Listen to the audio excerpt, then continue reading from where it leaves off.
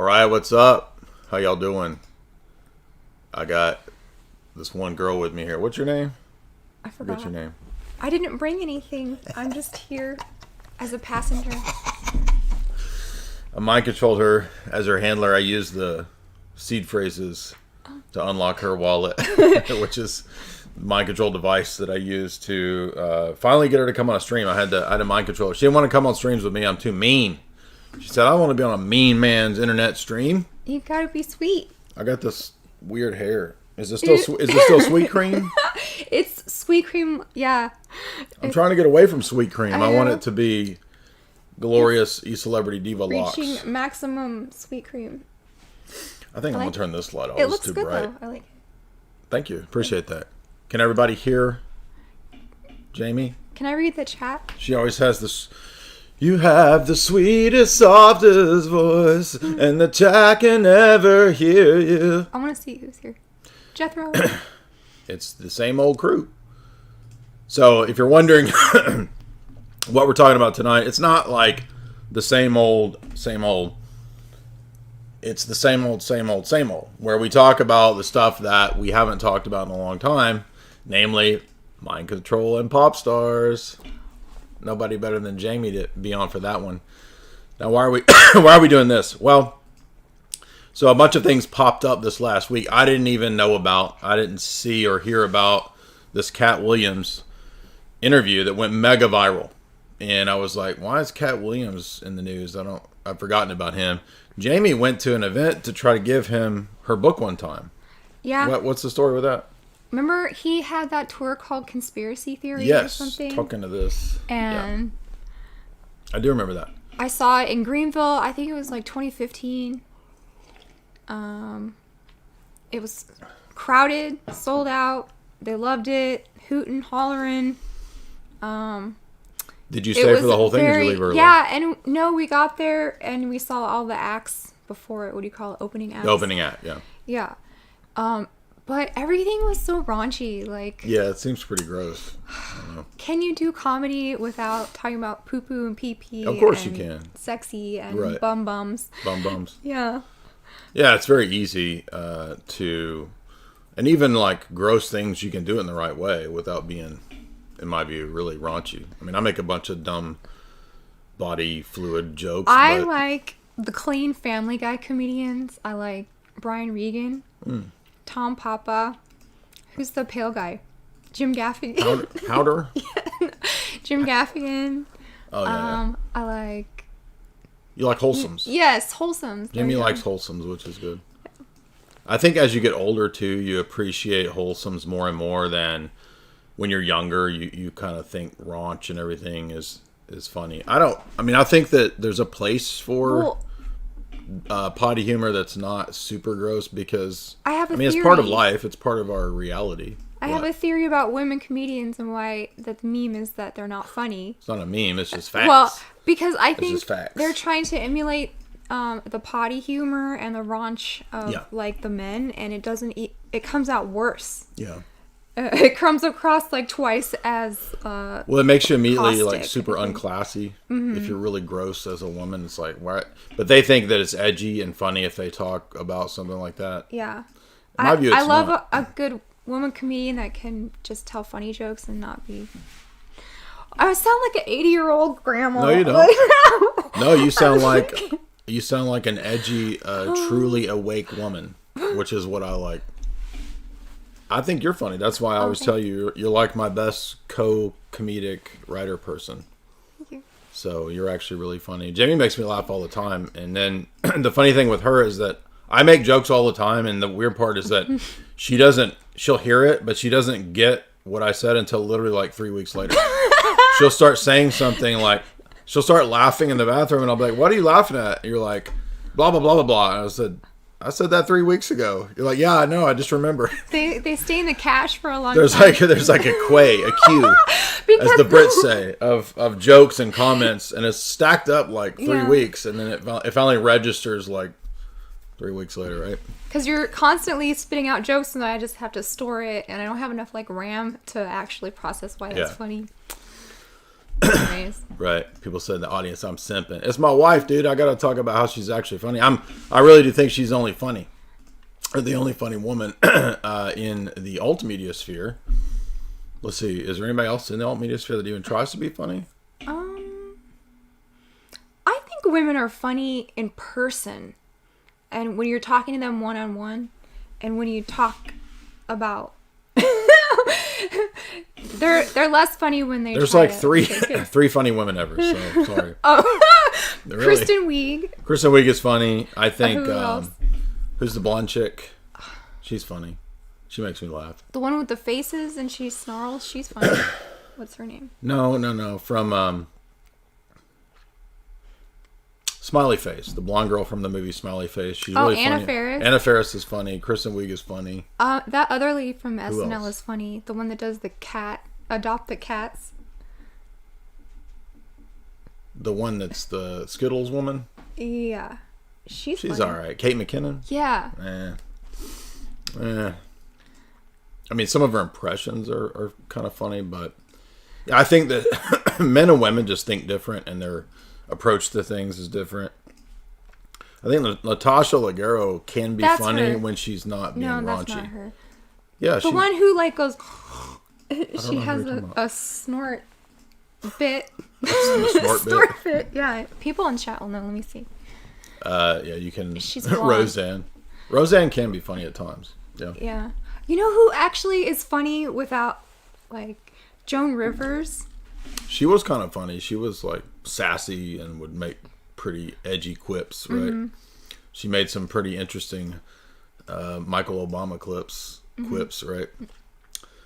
Anyway, but we're here to talk about, why are we talking about the stand-ups and what's his face? Well, it's because, as you guys know, for a long time we've talked about actors, actresses, comedians being in various ways handled, managed, co-opted, and utilized. And in the last few weeks, some pretty big revelations have dropped once again that were worth covering on a live stream. So I decided we would go ahead and do it. And like I said, one of those was the Katt Williams long interview that he did, like over 3 hours. I actually watched the whole thing and timestamped it all because it was very reminiscent of the classic Dave Chappelle clips, if you remember those, like 10 years ago, that were all over the conspiracy domain. Yeah. And this is relevant too because Dave Chappelle was saying this stuff again like 10 years ago, 12, 15 years ago.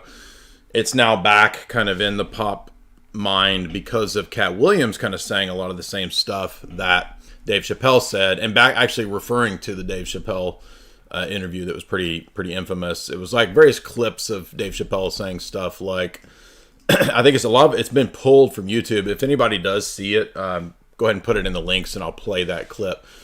But basically, Dave Chappelle was saying that to be high level in Hollywood, to go up to A-list and so forth, he basically said that there are certain things that you're required to do that degrade you and compromise you, and even things like specific to black dudes. Like black dudes have to put on a dress and they have to do this and that. And that led to, as many people know, Dave Chappelle kind of leaving Hollywood and the entertainment industry for many years before he came back and started doing stand-up again and went back to doing, kind of edgy stand-up jokes in his last few series that he's done, his stand-up live events or whatever. But did you mention Dave Chappelle flight to Africa? That's what I'm saying. When he left Hollywood, he went to live in Africa for, I forget how long, a few years. But then he eventually came back and said, all right, I'm going to do, stand-up again. So basically now Katt Williams did this interview. I don't really know why. I think the reason it got so popular is because he called out other black comedians. So he went after Kevin Hart, Cedric the Entertainer. I got a bunch of notes here I took. What were they drinking? He even mentions like Harvey Weinstein. They're drinking cognac. Yeah, so they're getting drunk and spilling tea. Right, so he's spilling, as he's drinking this strong cognac, he's spilling more and more information. And the reason it's relevant is that he actually talks about a lot of the techniques of blackmail, the techniques of subversion, the techniques of what we might call mice. So let's talk first about mice, because you may or may not have heard of mice. And this is a blog that's written by a former intelligence veteran. And you're going to see why mice is relevant to our discussion tonight. Mice deals with the notion of co-opting people, compromising people. We got into some of this with our stream with Tristan the other night when we were talking about Wall Street. And yeah, by the way, I wasn't trying to knock Rachel. I'm not saying Rachel's not funny. I was just saying, like, people who are trying to be comedians. Rachel doesn't come off as a person who wants to be kind of a comedian or a stand-up or a, you know, she comes off as a debater and more of an academic, intellectual type of person. Not that you're not intellectual. You are. But you have a fun sort of childlike comedic vibe about you that makes you endearing. That's why we like you. Aww. And it's unique. It's different from other people's approaches and the way they operate in alt media. So what is mice? Mice is the famous 4 pillars of how and in what way a CIA operative would try to recruit someone. And I'm not saying that everybody in Hollywood is recruited by the CIA. That's not the point. Although the CIA is very prominent in Hollywood, it's in many ways the flip side of Hollywood, according to Ben Affleck. I'm not saying that everybody's an agent or an asset or run, but what you find out, again, as Katt Williams backs up in this mega viral 50 million views interview, is a lot of the stuff that you've heard from me, which for many years was poo-pooed as ridiculous conspiracy theory, right? If you talked about celebrities having handlers, if you talked about star whackers like Randy Quaid did, if you talked about, but by the way, Rose McGowan said stuff like this too. Like, she talked about star whackers, Hollywood mind control. She called it a giant cult. So basically in the last 5 to 10 years, more and more celebrities, big level, high name, big name people have been coming out admitting the very things that we've talked about. We can't forget Ye in the last year, who has said all kinds of exciting things, right? Yeah. But let's talk about mice first, because then people will understand where we're coming from. This makes me think of go ahead. Mickey Mouse. Anytime you talk about lab rats or mice, right? Or experiments. Yeah, which sounds like a total stoner thing too, right? I remember when we went to Disneyland the last time. This was like 4 or 5 years ago, and I was like, I was joking about being a stoner, right? Somebody will clip this and be like, "He's a stoner, we got him." We were at Disneyland. I was like, you know, a total stoner comment would be to say that if you were looking at Disneyland from up above, it would be like a rat lab experiment with all the mice running around, right? Which is actually what it is. So and that's literally what Disneyland is, a big mind control experiment. Stoner thoughts. You're that guy from Cabin in the Woods. Yeah, the dude in Cabin. Puppeteers. Puppeteers, man. It's the puppeteers. Yes. Well, it's funny because in Cabin in the Woods, Mouseketeers. Mouseketeers, man. Yeah. In Cabin in the Woods, the stoner dude is actually right about the conspiracy, if you remember. So the irony is that sometimes stoner thoughts are actually correct, right? Mm-hmm. So let's talk about mice, because it will relate to what we're talking about tonight. And that is the way that people are compromised. And you can begin to understand why people in Hollywood be so easily compromised. And this will fit into what we're talking about with Katt Williams, because Katt Williams will talk about the various people who got famous that he knows, who bypassed the hard work. And they were able to do it through certain ways and certain things that would compromise them, which many people have suspected for a long time. Now, you could say, well, it's just one guy's, claims. But here's the thing. These are claims that we in the conspiracy world have been talking about for a long time, which are, again, over and over and over being backed up by A-list, B-list famous people saying, yes, this is actually the way that it really is. It's not a conspiracy. Now, there might be people who believe what we believe and also go off into crazy stuff. And that doesn't mean that what we're saying is false because there's some crazy dude, like, I don't know. Like, I saw some guy saying that, well, if you look at the earlobes of Scarlett Johansson, she's actually a clone and she's the identical to... What? She's a synthetic robotoid, not a clone. She was also a man who transitioned into... No, I'm serious. Like that people that go crazy into this nonsense stuff. Is that Taylor Swift is the clone of Zena LaVey, or actually There's Zena a great LaVey. example.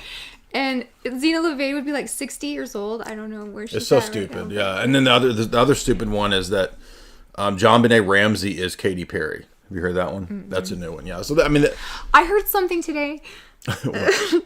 Kanye West replaced his teeth with titanium dentures. That was probably a joke, but it's like these things that go around are just. Are they Balenciaga dentures though? Yeah. I mean, maybe I could see that. That's actually not a bad idea though. I mean, if you're gonna have, he's got Anunnaki in his mouth now. He does. Titanium, is that real? I thought that was like a Wolverine. That's like the Wolverine thing. Yeah, he got Wolverine grill. Or not. I don't know if it's fake news. I have to admit, I can never tell. Now the internet can expose me from my lack of metallurgy knowledge. I mean, I don't even know if is titanium even real. I don't know. I don't know if it's a mythical Marvel thing. Do you even know the table of elements? Do you even know your titanium?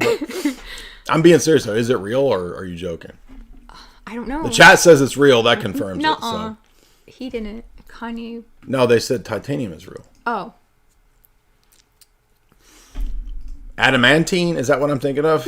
Is that adamantine is what Wolverine uses, right? For his adamantium. Okay, I'm getting titanium and I guess like here's titanium, and for hardness and durability, that's like 2 levels above is adamantium. Okay. So titanium is real, thank you guys, and adamantium is maybe not or maybe real, who knows. Anyway, back to mice. We got to get to mice or else we're never gonna.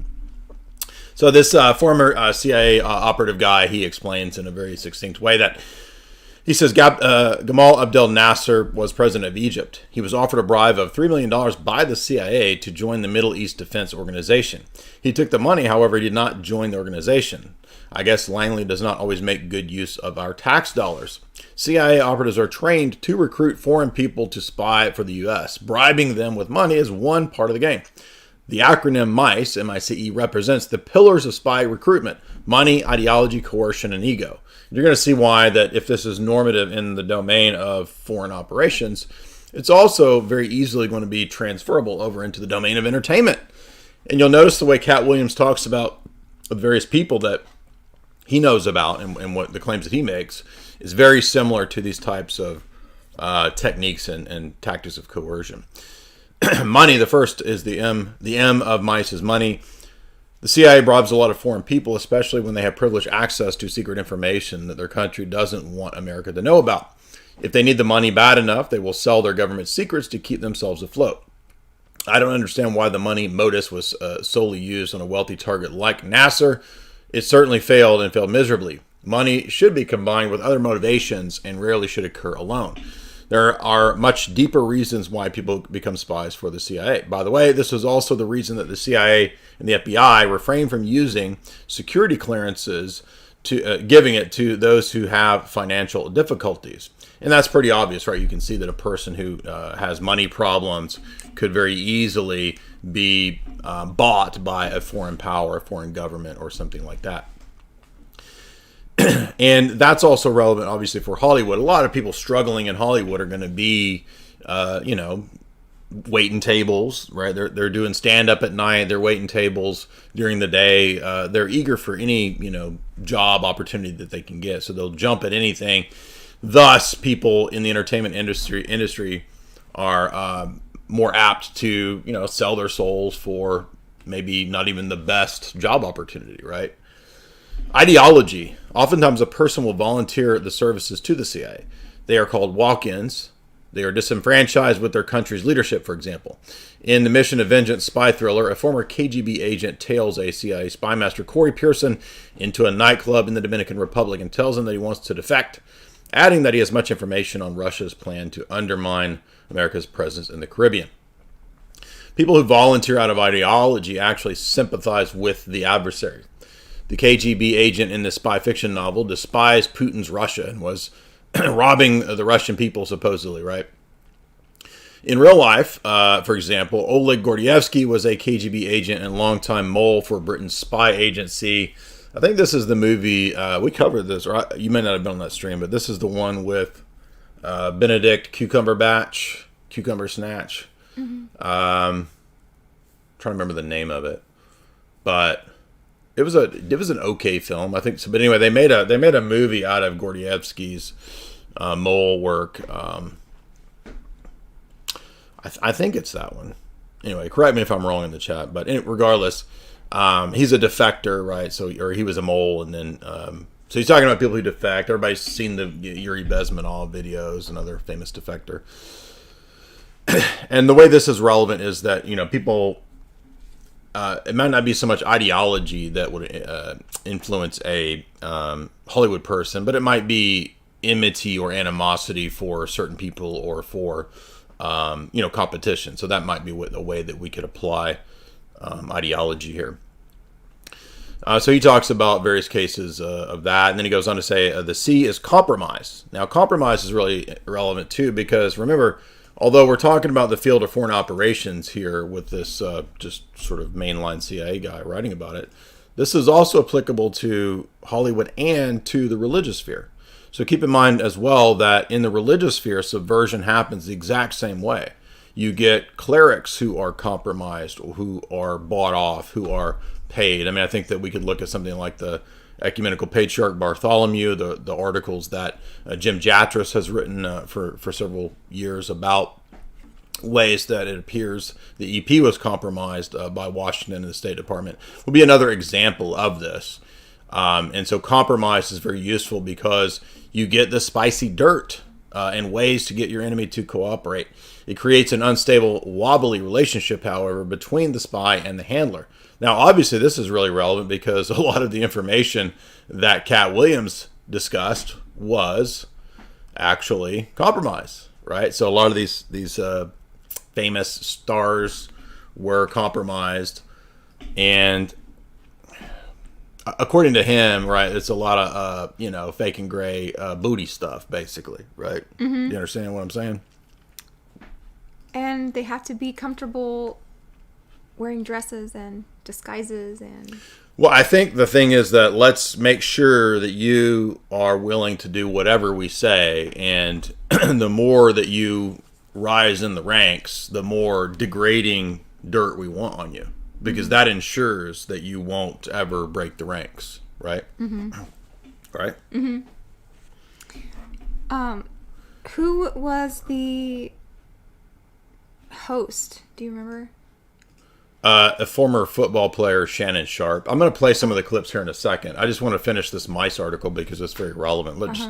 People just don't understand that it's not any different in the field of geopolitics or whatever than it is in entertainment. It's the same techniques, because power has always operated with the same tricks in their bag, right? Mm-hmm. So okay. So compromise again is very obvious. That's probably the most relevant one. And then ego. And of course, ego would be very relevant. This is the E in Mice. Ego goes hand in hand with money. He talks about Snowden as if Snowden's a bad guy or something like that. And he says, oh, Snowden, sold us out for Putin or something like that. Well, no, Snowden was actually telling the truth, whether he was motivated by ego or not. But basically, that could also apply to Hollywood as well, right? If a person wants to, I don't know, maybe show that they were more powerful or better, or a funnier person, a more talented person, they might use these techniques also to destroy an opponent or competition to, mm-hmm. to get a job or to rise in fame, or, again, all this stuff is pretty, when you think about it, it's pretty common sense, right? So when we go over here to the interview, we find out that, and I've got it all marked, I'm just going to play the brief clips here and we'll talk about it. This isn't the only thing we're going to talk about. We're also going to talk about other revelations this last week in regard to NATO and Taylor Swift. Individuals from NATO actually saying that they wanted to utilize Taylor Swift for targeting misinformation, right? Because she's become basically bigger than Elvis and Jacko, basically. Right. I mean, is she bigger than Elvis and Jacko, or is there no way to measure that? I don't even know. Only time will tell on things like that, but I don't know how you could ever be. I think those are the standard now. if you surpass that, you're gonna have to do something really spectacular. Don't you think? She's Melvis. She's I'm trying to combine Jacko with Elvis. Jelvis. Jelvis. She's Jelvis. Jelvis swiftly. Jelvis moving swiftly. All right, so the first clip is 6 minutes in. He drops a bomb early 6 minutes in, and do I have it linked? Anyway, if I don't have it linked, I'll link this whole interview here in a second. So the first bomb dropped. They're already like half a bottle, or like not. He's already well bottle, into that cognac, but Kanye West. Guess I'm gonna Kanye like, it doesn't West. leave the aftertaste that I don't like. Is that what he said? Can you do a Katt Williams impression? No, I mean, honestly, I've never even... I remember seeing his stand-up back in, like, the Def Comedy Jam days. And I remember him in, Friday as the pimp dude, which that's a funny character. But I've never actually watched his specials, so I'm not saying that I thought he was funny back in the 90s, but I never really kept up with a lot of his stand-up after that, just because he wasn't ever on outlets that I was used to. And I think now we can see why. Like, he was probably... he kind of talks like he was sort of blackballed. I mean, he basically... What he says is that he understood the way that the Hollywood system worked. He didn't want to be part of it, so he set up his own way of doing things outside of that system, where he could build a successful, touring stand-up thing with other comedians. And he didn't need any of the Hollywood stuff. And he did it, right? So whether you like Katt Williams or not, that's pretty wild and respectable. Was he part of one of those troops, like the Hillbillies had one, and then like the black comedians had one? Oh, you mean like Bill Engvall? Here's your sign, yes. Stupid. And he would travel Tater salad with like... Tater salad. The boomer comedy tour. Yeah. Boomer redneck comedy tour, and then there was like he talks about early on he was part of the Def Jam crew. But in the interview he talks about how, like, even back then he kind of broke ranks, or he says something about that. Anyway, let's play this first clip here about what was going on when he found out the way it really worked. You talking about in Hollywood, they switched off roles. You take this and what? Watch Super Bowl 58, Sunday, February 11th, live on... So Ricky Smiley knows this, and I don't know why he would lose a child and come on the air and start lying. That's why people believe in rituals right there. It's because, well, why would he lie? I don't know why liars lie, but I can tell you this. We auditioned in Los Angeles. Yes. So he's saying this is why people believe that Hollywood people are involved in rituals. And he's talking about, the context is booty things. Does that make sense? You follow me? I was audition number 201. 200 black comedians auditioned for the role of Money Mike with me. You're saying all 201 of us was auditioning and you had already had the role and had already shot the role in 4 days? The truth of the matter is, the Money Mike in the original script got raped in the bathroom, and that's what Ricky Smiley was okay with. So he's talking about the character that he played and came up with for Friday, Money Mike, who's like the pimp dude. And and he's saying, though, that the real story is that the character, I guess, was supposed to have something happen to his booty in the script. But he's saying that this is what happens to the people that he knows, right? He's saying that the people that he's in Hollywood with, this is the rituals that they're involved in. And he seems to be saying, it was a little unclear because they're kind of getting buzzed right away. He seems to be saying, like, they're putting it into the movies too, that this is what they actually do, is I think what his point was. Well, so I'm gonna move up to the next part, which is about he just basically just says that, Cedric the Entertainer got famous and he's not even funny and he's fake. I feel bad, bro. Is he the guy? I had a sip, less than you.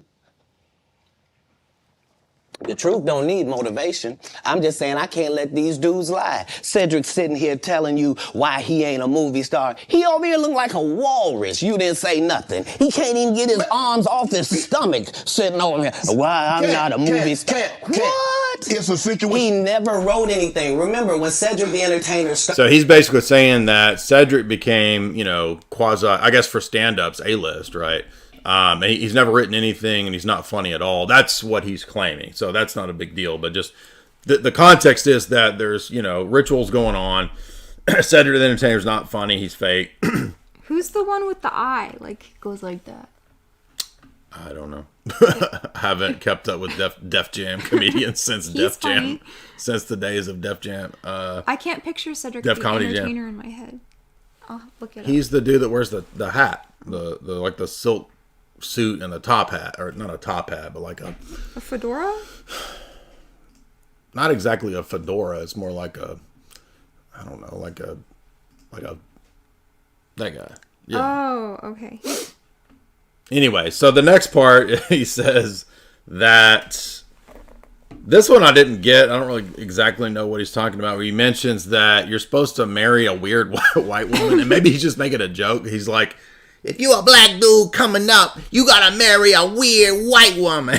He said they give you one. He says they give you a weird white. I guess he means a weird, handler. light-skinned, weird lady that doesn't do interviews and is just always like in the background. By the way, this has 51 million views. That's just on the main 3-hour interview, right? There's other clips that all have like 10, 20 million views. This the is only thing on TikTok. I don't. Oh, so TikTok made this. They huge. broke it up, and it was the only thing on there for a couple days. Anyway, so here's the weird white woman part. Let's see what he says. That's all. That's all I'm saying. Okay. I don't harbor any resentment to any of these entities because I can't be jealous. I've never seen them have anything that I ever wanted. If you sign up for their program, you get a light-skinned, weird-faced wife that never do an interview. Oh, man, come on. Listen, in 20 years, won't do an interview. Nobody's ever talked to her. And then she's never been interviewed anywhere. And He must be talking about somebody's wife. Maybe he means like Cedric the No, Entertainer. because they put pictures up on TikTok. Oh, of the people's wives? Yeah, and so they gave a bunch of examples about Of, what he's talking about. is he talking about like black stand-up comedians that have white wives? Not necessarily white, like light-skinned, I think is what he said. You get a weird white light-skinned wife, and I don't got nothing against these dudes. That's a pretty good cat. Yeah. You don't like my cat? No, that was. I mean, there. I'm just now getting it. Let's keep now, going. understand, Now, I'm not talking understand. about one person. What I'm not talking about one person. I just told you applies to 7 people. Oh, 7 people. There you go. So basically, 7 people in his circles that he knew of Yeah. have had this bizarre issue. And I don't know if this means like to just control them or handle them. It could mean any of the compromise. Who knows? It could mean all these things, right? Mm-hmm. So let's see. All the secrets are hidden by KW. I don't know what that means. I wrote a note. I don't know what my note means. Let's see what he's 17. So let's see what he's saying at 17. If you want to be on camera. And yes, I know Slowboy Whiteboard showed me the hack, and I've already forgot where you put the T in the title to get the hack. Knowledge. You can hack and not have ads on your videos, if you know what I'm talking about. But I forget where to put it. And your secrets. So if you and a man was in a corner doing something he wasn't supposed to be doing. You will tell it. No, somebody come to tell me. Okay. I gather that. I value that. I'll pay for that. Oh, he's saying he knows everybody's secrets. That's what he's saying. He says that when the butt stuff happens, he hears about it and he knows about it and he keeps those secrets. That's what he's saying. So he knows in other words, he knows everybody that's compromised. And so presumably he's dropping it on this video, I guess is the point. Next, he says that he claims Kevin Hart was a plant, and let's hear his reasoning why he says that. Memory of going to a sold-out Kevin Hart show, there being a line for him ever getting a standing ovation at any comedy club. He already had his deals when he got here. Have we heard of a comedian that came to L.A. and in his first year in L.A. he had his own sitcom on network television and had his own movie called Soul Plane that he was leading? No, we've never heard of that before that person or since that person. What do you think a plant is? So I guess he's saying that he's basically totally created by the system. I've never actually watched any Kevin Hart stand up, so I don't even know if he's funny or what his stand up is. I've seen him in movies, but I don't know. I can see where he's coming from, because in the alt media world too, sometimes you get suspicious of people who just like come in overnight and they have, a million followers already. And we've seen that with many people in the alt media, yeah. So.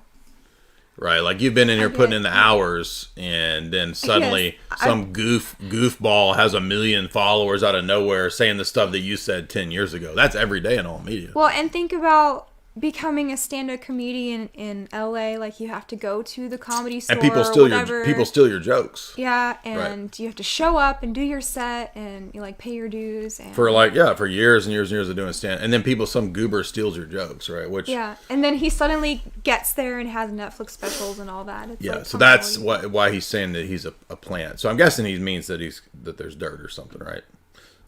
So then he goes on to talk about selling your soul. So let's use this. Now, again, the reason I'm playing this is that he's a long train of A-list people, A-list stand-ups, basically coming out, as well as other actors, actresses, saying all the stuff that the conspiracy world has said, right? I mean, and it's not true because Katt Williams says it. It's just another piece of evidence, another witness attesting to the nature of the control system of how Hollywood works and how it's like on lockdown. And it's basically just a big cult where people are mind controlled and blackmailed and compromised is the point, right?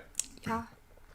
So here's what he says about selling your soul, and then he's going to talk about Harvey Weinstein. Lying until you say we don't believe you.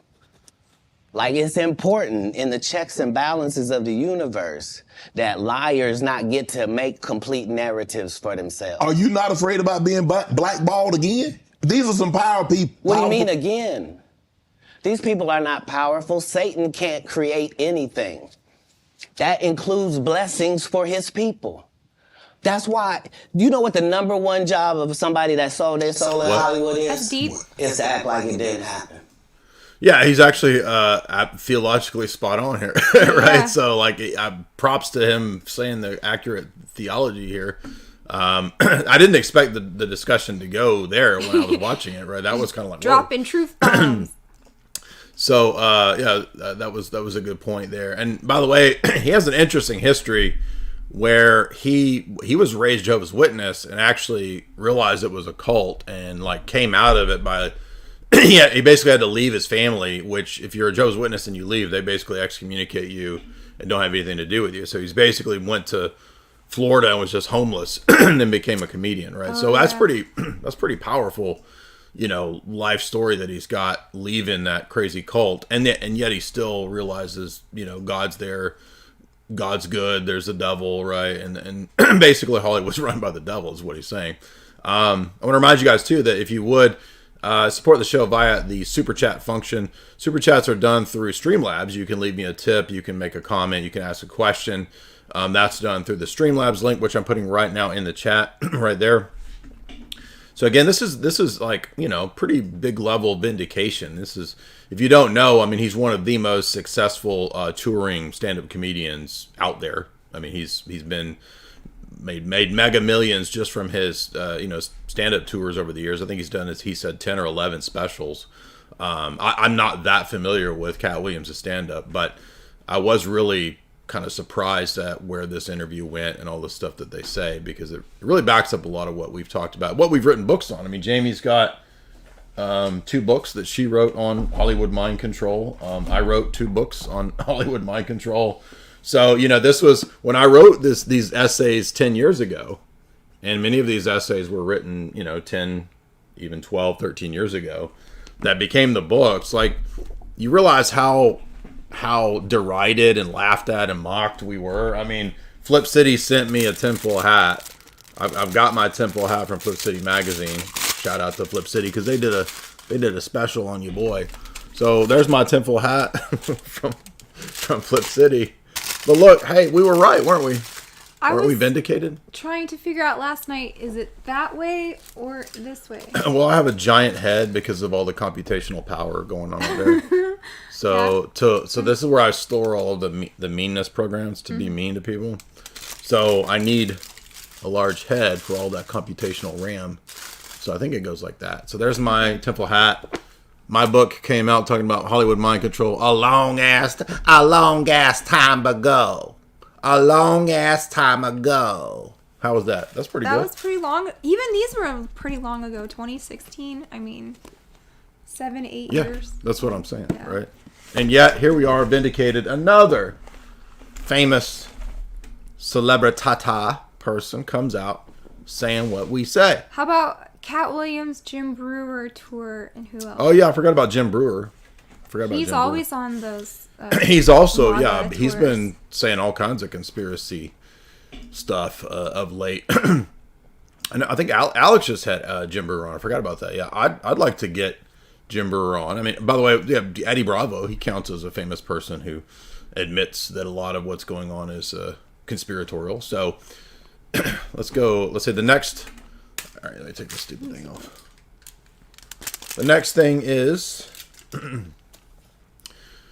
By the way, I want to remind you guys too. People were asking about the donation drive that we have. There is. So our church has a donation drive, and we just doubled in size, both in terms of parishioners and the building itself. So we had to expand. It's a blessing, and here we are, and we need some help. So if you guys want to support our church, there's our diocese. If you see that link right there, that is the building fund for the church. We did just blow out a wall and build a whole other extension. And let me get this link here and I'll show you what I'm talking about if you want to help us out doing that church work. So you know that it's not in vain. We just, so our church previously was half this size. And now it is doubled in size. We have that's actually complete. That whole altar thing. We were so full there. The iconostasis is complete. It was like Tokyo subway full. Like you couldn't even maneuver. Right. Around. You couldn't move. It was rough. Yeah. But if you do want to support, you can support the building fund right there via Zelle. So there's the Zelle link for our small parish, which again is now doubled in size, and we would like to keep doubling and tripling. And I think we will. When I first visited the church, we had like maybe 5 or 6 English-speaking people. This was like 2017, 18 when I first visited. And I don't know the exact number of parishioners, but on an average Sunday, there might be like 30 or 40 people. And now we're more like, 80, 70, 80 on an average Sunday. So it's double basically. So there you go. If you want to support us, please do. I'll be promoting this and playing some clips and whatnot of the building and what all we've done in the next couple weeks. So there's a reminder there. And let's go back to the crazy Katt Williams interview. Now, see, the next thing he talked about selling your soul. That's the crazy part I want to hear about. Selling your soul and Harvey Weinstein. They all do the same job. Why do you think Gary Owen can't cross over and he already white and been in comedy for 25 years? If what I say ain't the case. It's a cabal. It's a consortium. They rock with who they rock with and they don't with who they don't. But it's a big club and you ain't in it. I hate that. He just said that literally. I hate that George Carlin bit. I'm just so sick of it. I've been hearing that George Carlin bit since the 1990s. Yeah. And it's been clipped and played into oblivion by alternative media. It's called the American dream. Because you have to be asleep to believe it, right? Somebody made a really funny meme of like it was like Boomer Nihilist Man, and it was like, oh ha ha, he's so funny, Boomer Nihilist Man, right? And it was George Carlin drawn as a soy man. I showed you that. I thought that was a funny meme. Yes, I know that George Carlin's point is true. I just never thought George Carlin was that funny. My grandmother, for whatever reason, she loved George Carlin. She thought he was like super funny. She had George Carlin like records. Back in the day, comedians had records. Yeah. Like, you could buy the Steve Martin record and the George Carlin record. My grandmother had the George Carlin record. I had comedians on CDs that you could buy at the gas station. Well, everybody had the Adam Sandler CD totally. back in the day, back in the 90s.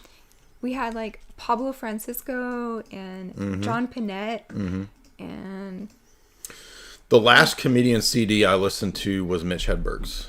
Remember Mitch Hedberg's? Yeah. And that was like when CDs were really starting to like fade out. They weren't doing CDs anymore. Oh, Dane Cook didn't age well, did he? He kept getting in scandals I don't know recent times. I don't know about scandals. Well, I mean, I actually DM'd Dane Cook the other day, and I don't know if it's him replying or like if it's somebody that runs his Instagram. But I asked him if just out of nowhere he popped up on Instagram, and it was a funny clip. I don't remember what it was, and I said, "Hey, you want to do an interview sometime?" And he said something like, "Yeah, shoot me your info." And of course, he didn't ever reply after that. Maybe he saw my info and he was like, "Nah, I'm good." But I don't know what the scandal. What's the scandal? Just young girls. I think is getting he trying married to a much younger, like a 19-year-old. Flirting with younger people, trying to find. Okay.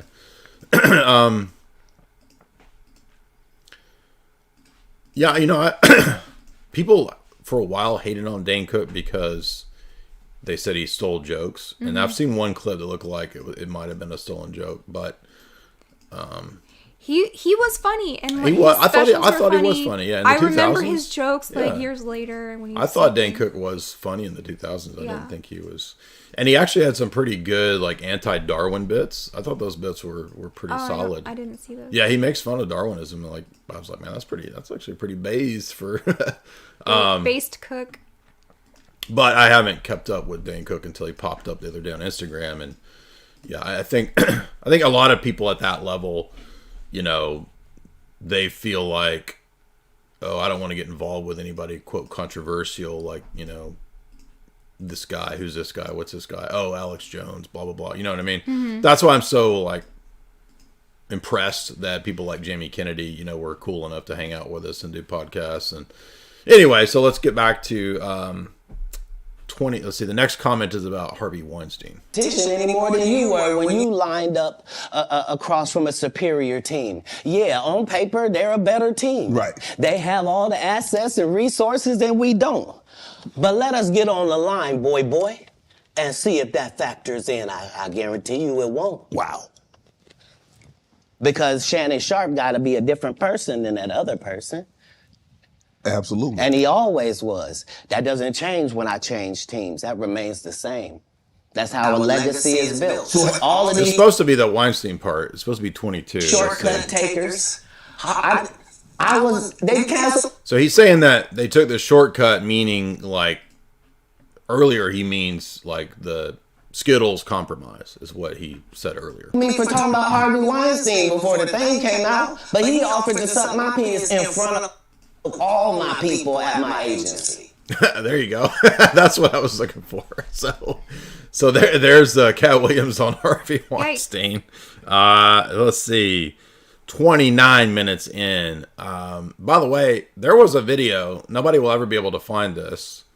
I asked Sam Tripoli about this one time, a long time ago. You want to make 2024 I don't remember what. That was like a jump scare, Tony Robbins. Jump scare, Tony Robbins. No. There was a clip on a documentary years ago talking about that the top stand-up comedians in the 90s and 2000s had a secret society. I'm serious. Who was talking about that? It was a documentary that I've never been able to find again that I watched about 10 years ago. Uh-huh. And it was like a TV show, like a special where they were just interviewing comedians, and it wasn't a joke. They were being serious, and they said that there's a it's not it's not like a long lineage of like 1,000 years of a secret society. It's just a clique that the top comedians have to ensure that certain people don't get in unless they do certain things. Okay. And it's structured, the documentary was arguing, like a secret society. The gatekeepers. Okay? Right. And so I've never heard anybody talk about this or mention it. I've never been able to find that clip again. And now he's talking about this same type of thing in this clip. That's what I'm trying to say. This part. Thank you for those super chats. We'll get to the super chats here in a second. This is an ad. I'm waiting for his ad to finish about DraftKings. Don't be doing no gambling. Just buy Bitcoin. That's the best gamble you could ever do. So none of this gambling. Just buy Bitcoin. Is he going on and on about? It's an ad for DraftKings. So here we go. A prodigy. What was your upbringing? How was it? How was life as Katt Williams Crunk coming up? No, that's not it. Let me go back to here. Why would you downplay me like that? Why did I give you a pass if you were just gonna lie? And so that's what I'm saying. Like, they're all a group. Cedric, Steve, Ricky, they've been a group. Everybody knows that. They've been aligned.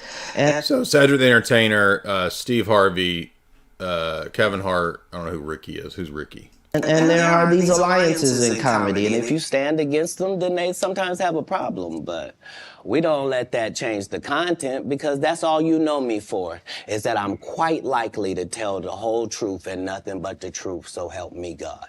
Can you believe we're this deep into the NFL? Yeah, so that's where that was him saying that there's these cliques at the highest levels of comedy. And I did an interview with Tripoli maybe 3 years ago, and it seems like he did say that is true. I asked him something about that, and I think he did kind of say, yeah, that's pretty much true. So that seems to be the way Tripoli describes it as well. I haven't actually asked Jamie Kennedy that, but Jamie Kennedy does back up, as you guys know, the whole thesis that we've talked about, that Hollywood is a conspiracy and a mind control. I mean, he basically is like, yeah, you guys are right? I mean, we've both done interviews with Jamie Kennedy. We've been on his podcast. We did a live show with him. We're talking about doing another one maybe in March, so that'll be fun if we can make that work. So if y'all would like us to come back to Los Angeles, and I can get more of that AIDS on my neck. When I landed, I was immediately scratching my neck, get big old whelps. Every time we go somewhere, I get something toxic. wrong with me. Yeah. I think the places are toxic. It's not me. Yeah. But we had a blast in Los Angeles the last time we were there. I mean, it was wild. Anyway, let's see. The next clip is, so you talked about the comedy cliques. I already talked about him being raised in a cult, Jehovah's Witnesses. He does mention, too, that he met Farrakhan, but he doesn't say that he's presently involved in Nation of Islam. He says that he met him and he learned some things from him when he was younger. He doesn't sound like a person who still has the ideology of Nation of Islam. Is that the same as 5% Nation? I think they're the same, yeah. So Nation of Islam, for those that don't know, is not Muslim. It's a cult based on a dude named Elijah Muhammad. And the teachings of the cult have to do with like space creature beings and spaceships. I mean, it's literally nothing to do with Islam. What? And yeah, Yaqub, right? So like Black Hebrew Israelite stuff is similar to Nation of Islam stuff, right? Wow. Yeah, they're not identical, but they have some some overlaps. That like Yaqub created the white devils and that kind of stuff. What? Sounds far out. No, it's a legit like space cult. Like Scientology, but it brings in the racial element. Wow. Yeah, so people are fooled by Nation of Islam. It has nothing to do with like the Quran, and it's not like Islam. I don't know why. I think supposedly the story is that Elijah Muhammad,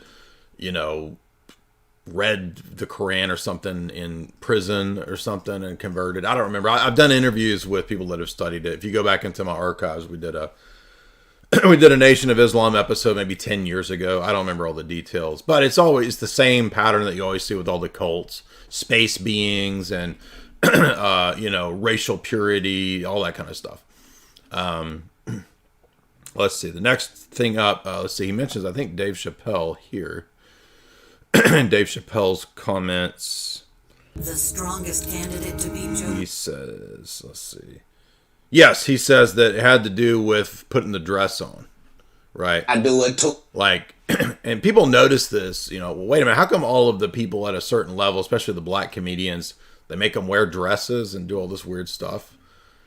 People started noticing that pattern, and then Dave Chappelle came on the scene and was like, "Yeah, they make us do this." Who was talking about that in 2014? Was it Professor Griff?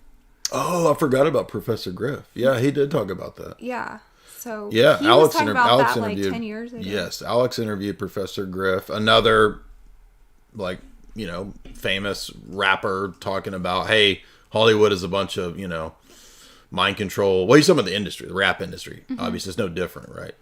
Or a special, you think, well, that's sponsored by somebody. Somebody did a good job. No, just the guy they're kicking around. Just the one that might mentally not be all there. He's the one picking the outfits, writing this guy's material, booking the shows, making sure he gets there. He's the one hiring the other comedians. But hey, I knew that that's the end goal. So if that's the end goal and I'm there when I start, why would I deviate from that? Right. Remember, my goal was to get this far in Hollywood and still have a virgin asshole. This is the spicy part. This is where he talks about how a lot of the people that you have heard of are compromised. Dave Chappelle wouldn't put a dress on. And then this it's like 140 to 145 is the hype part. I can't play all 5 minutes of it, but I'm looking particularly for the part where he talks about the eliminate confirm. Katt, man. Yeah, it's crazy. I mean, but some of these. Yeah. Now, I've had to turn down $50 million 4 times. 4 times.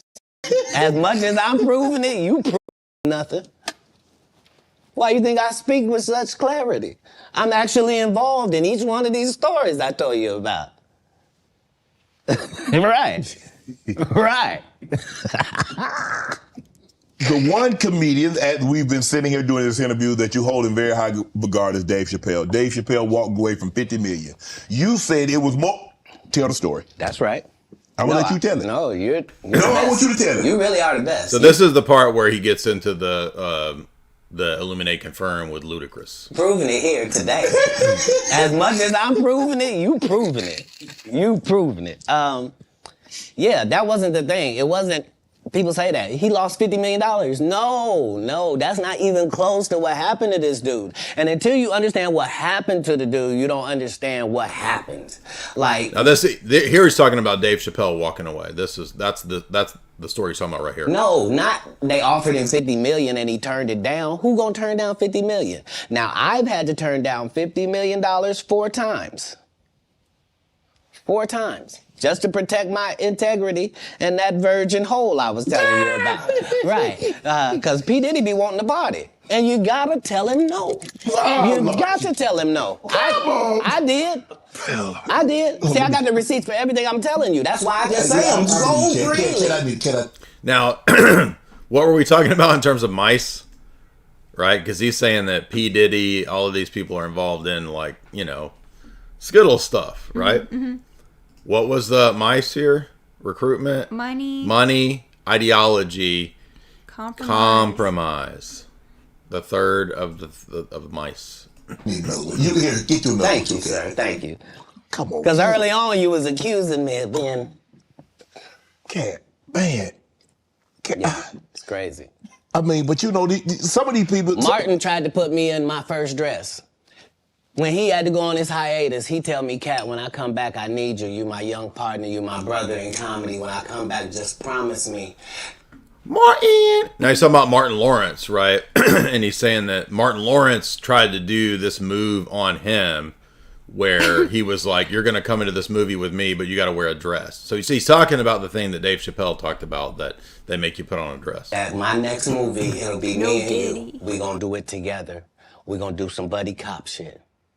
I said, Martin, you got my motherfucking word, my nigga. Go do what you got to do. When you come back, I'm in your movie. Don't trip. I don't need to see the script or nothing. You know, we get in that office and this fool pull out Big Mama's House 2. I almost died. Be in a dimension it's never been. Yeah, it's gonna be.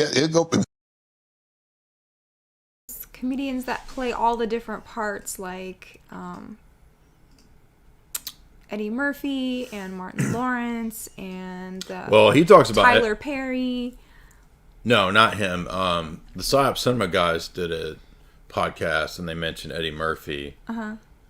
Crazy stuff. I don't know if that's true, but I don't think that. I mean, it could.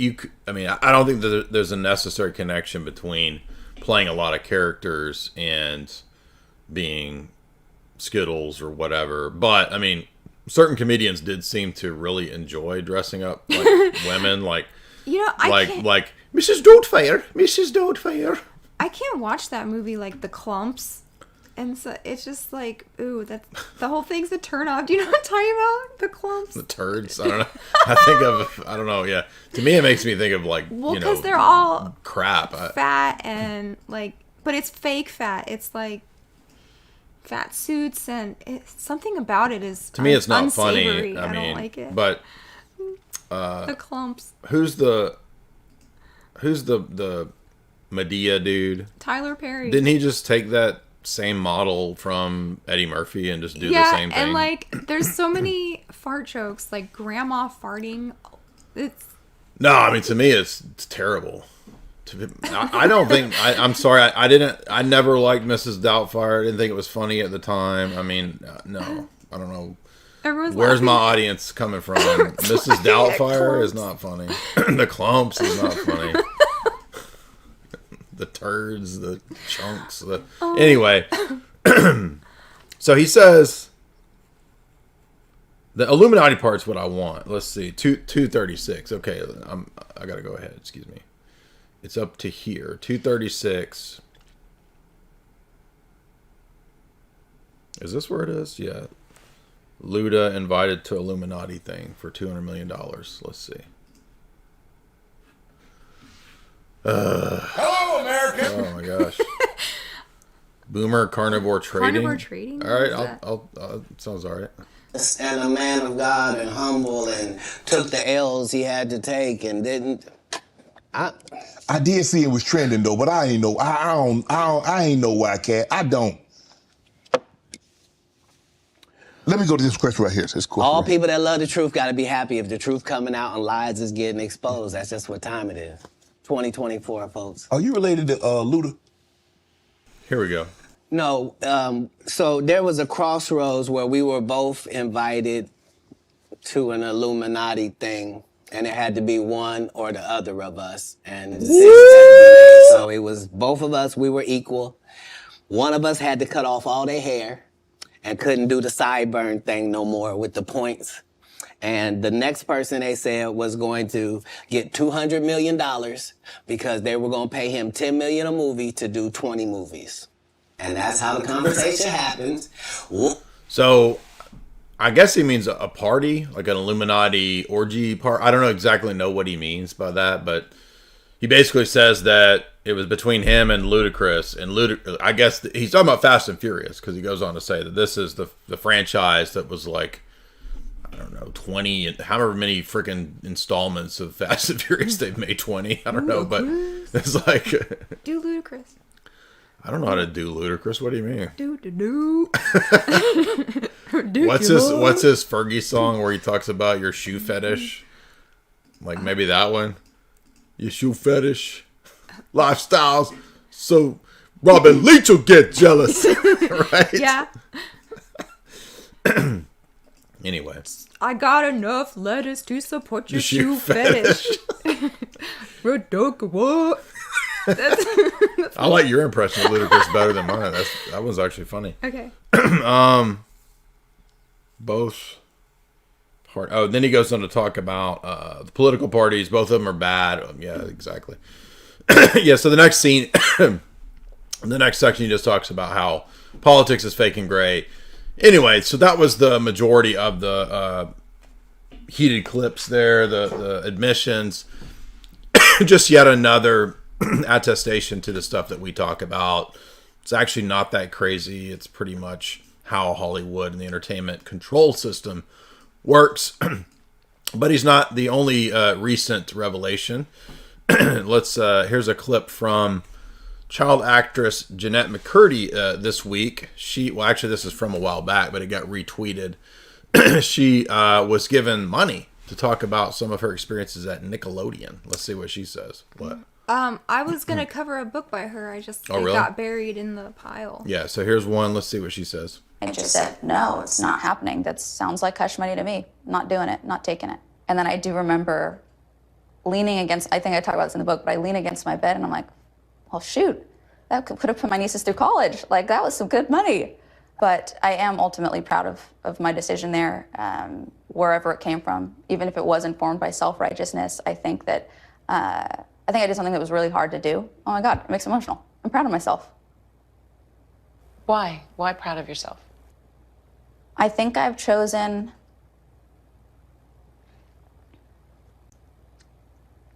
a path of integrity.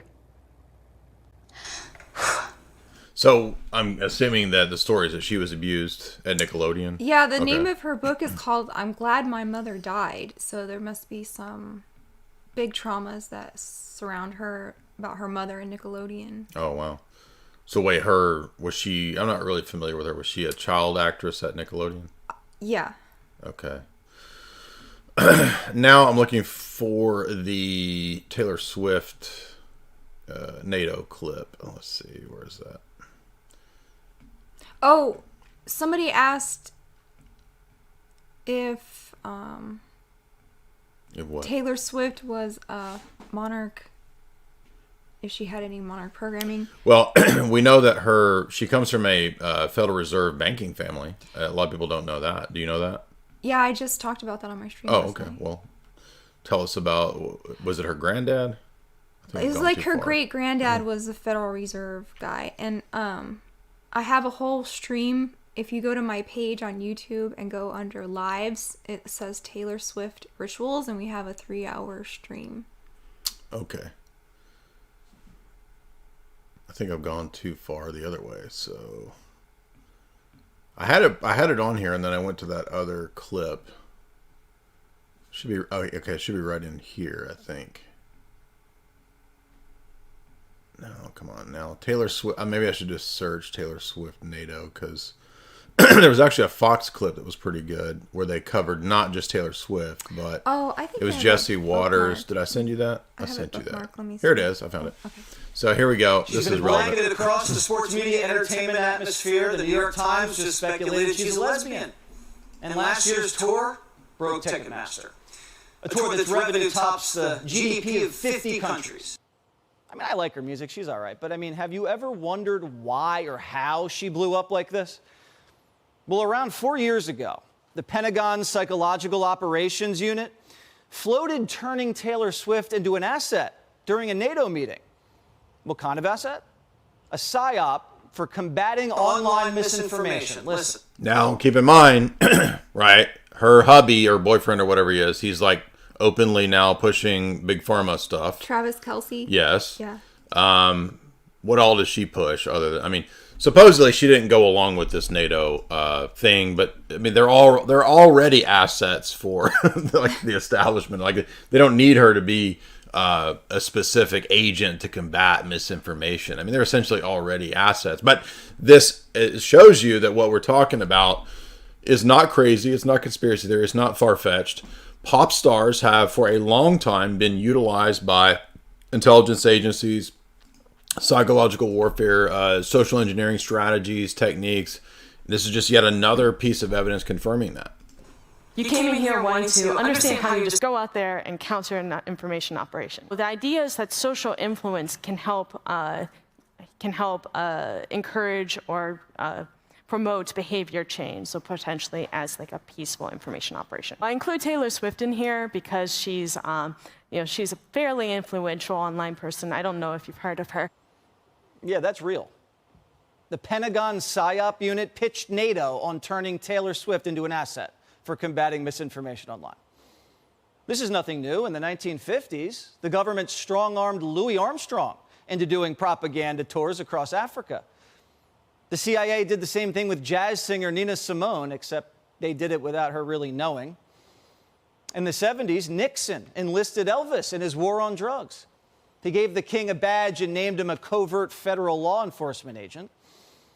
Michael Jackson was tapped by Reagan using his song Beat It in his public service campaigns against teen drinking and driving. Michael Jackson persuaded... Let's not forget, take me to the magic of the moment, the winds of change. All of which was a big, fat CIA operation, as we've covered countless times. And not to drink. Remember, Elvis went into Nixon's office and made him make him a DEA agent. And... Did you not see the clip? He literally just said that. Oh. Where are you? Thinking about something else. Apparently. What are you thinking about? I don't know. You just literally just said that. Okay. Law enforcement. Oh. Michael That's what reminded me of it. That's what reminded you of it. Okay, good job, Jamie. Way to stay on point. Guys, if you would support the show via the Streamlabs function, you can leave a super chat via Streamlabs right there. And yes, thank you, Jethro, and to all the mods. So let's see what. By Reagan, using his song "Beat It" in his public service campaigns against teen drinking and driving. Michael Jackson persuading minors not to drink. Anyway, so is Swift a front for a covert political agenda? Primetime obviously has no evidence. If we did, we'd share it. But we're curious because the pop star who endorsed Biden is urging millions of her followers to vote. There you go. Sharing links. And her boyfriend, Travis Kelce, sponsored by Pfizer. Oh. And their relationships boosted the NFL ratings this season, bringing in a whole new demographic. So how's the PSYOP going?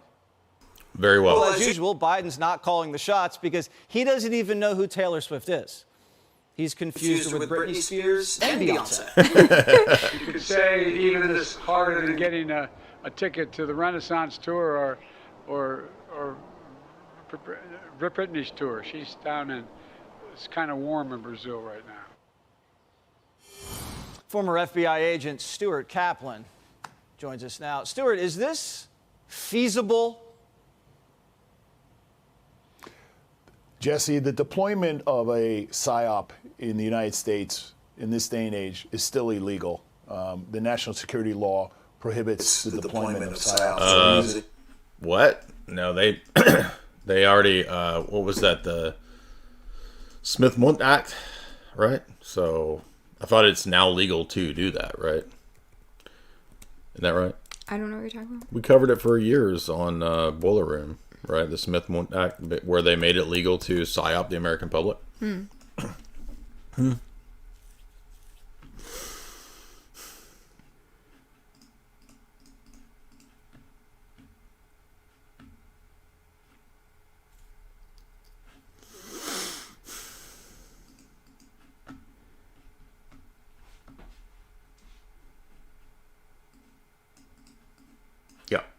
So Smith-Mundt Act was forbidding the propagandizing of the American public with foreign propaganda, and then that was an act which forbade it, and then it was repealed under Obama. Everybody in alternative media, from Alex Jones to Boiler Room to me to, I mean, we talked about it for years. I mean, it was a huge thing back at the time.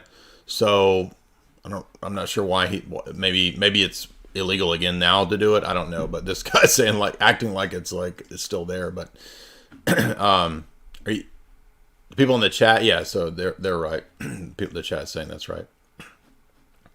Anyway, so that's the essence of the whole thing. Now, am I missing any other of the pop stars over the years who have famously come out and admitted Maybe we could find the Rose McGowan clip. Who else has talked about it? You brought up Professor Griff. That was a good one to remember. Who else? Celebrities that work with the CIA? No, celebrities that have admitted that there is the stuff that he's admitting. What we've been covering today. Let me think. So here's Rose McGowan talking about Hollywood as a cult. Roseanne, oh, great, yeah, exactly. And Roseanne even talked about MK Ultra. Let's see here. And Hollywood. The Children of God cult. That you say that Hollywood is a cult. Will you explain that to us? Well, it's the same kind of coercive power structure that you were describing, and it operates in secrecy. And most people think that what happens in Hollywood, it's just, that's Hollywood, it's over there. But it goes out to the world. It's the messaging system for our minds. It's the mirror we're given to look into from such an early age. And it's a really narrow group of people making these films. And so it's a mirror that's really, it's like a messed up mirror. Here's what you are as a man, here's what you are as a girl, here's what you are as a woman, here's what you are as a boy. And it twists your head, and you have to be really, really careful when you're there. And I think people need to be careful even when they're casually watching movies or TV. Start looking at the information they're giving you, not just in the lines. Like, I was sent a script, and for no reason the woman was carrying a laundry basket in every scene. She never did the laundry. There was no washing machine anywhere around her, but she was always had a laundry basket. Yeah. Why? And you pointed over. Well, I don't really like that example. That was not a very good example because, I mean, so she's like fighting against the idea that women should be doing the laundry and some sort of feminist thing, but she's got the right idea that Hollywood is like a bunch of cult nonsense and creepers. I mean, she comes from Children of God cult, so Who's that? Kat Von D. I can't keep up with these people. One of them converted, right? Yeah. Did she?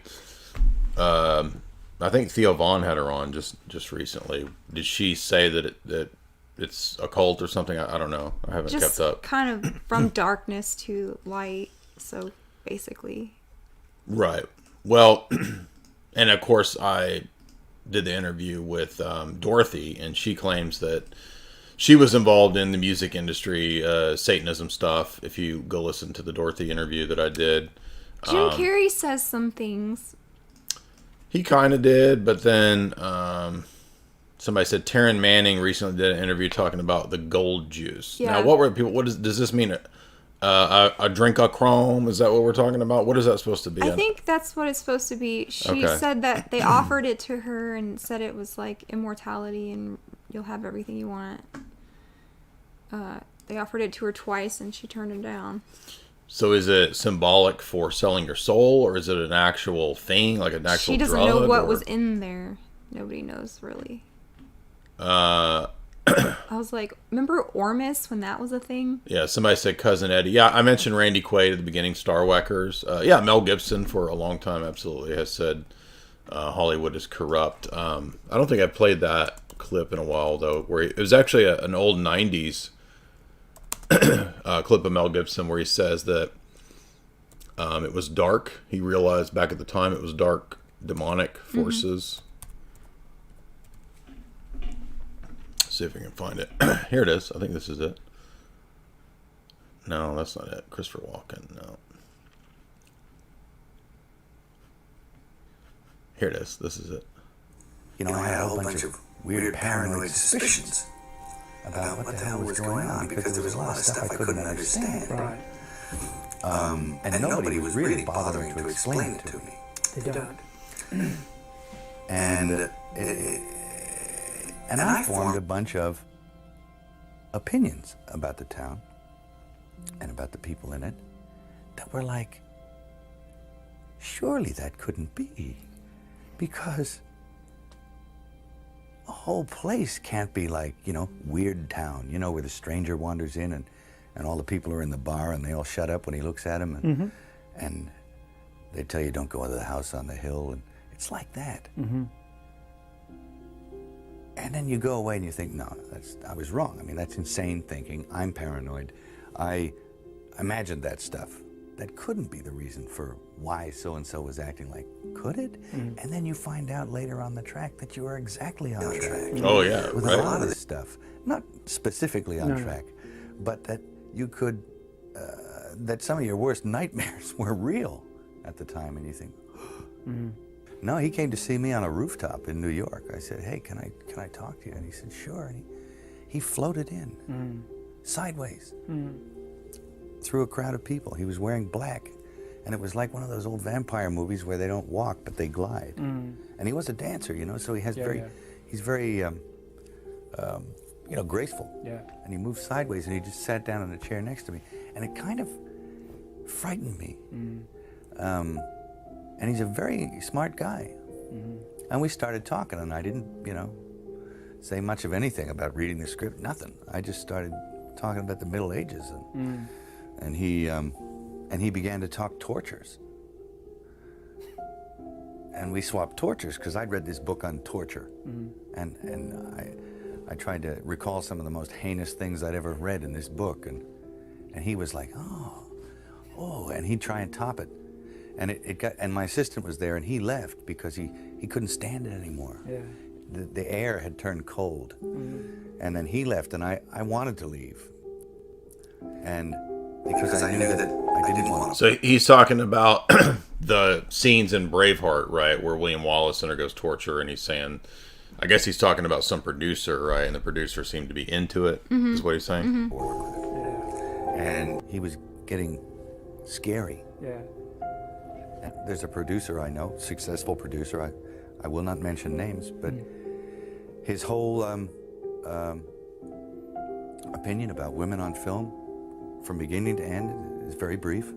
He says, women on film, either naked or dead. Both is better. And it's like, whoa. So it sounds like a lot of those people are into probably Nick Cage 8mm movie stuff. I think that's what Mel Gibson's getting at. And there's other clips to this interview where he basically says that this whole like domain of people out there in Hollywood is pretty dark. So I assume if you've seen 8mm, then that would be my guess as to what he's talking about. I'm not talking about Nick Cage himself. I'm saying that Nick Cage in that movie plays a detective investigating a thing that ends up being elite SNUFF stuff. So it sounds like what he's talking about here. Actually, I had not actually heard this part of this interview. I'd heard the other part of the interview where he just basically says that I realized that Hollywood was really dark. That's like that David Lynch movie too, Lost Highway. Remember, he was a director. Yes, Lost Highway seems to also make this point. Correct. Good point.